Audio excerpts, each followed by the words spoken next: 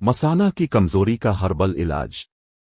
मग़ज़ अखरोट 50 ग्राम, देसी शुक्र 50 ग्राम, मग़ज़ बादाम 50 ग्राम, खशखाश 50 ग्राम, चारों मग़ज़ 50 ग्राम, सौंफ 20 ग्राम, काले भुने चने 50 ग्राम, काजू 100 ग्राम।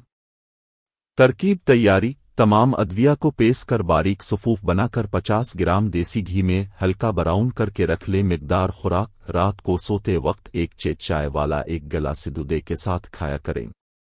वीडियो अच्छी लगी है तो लाइक कर दें। चैनल पर नए हैं तो सब्सक्राइब जरूर करें।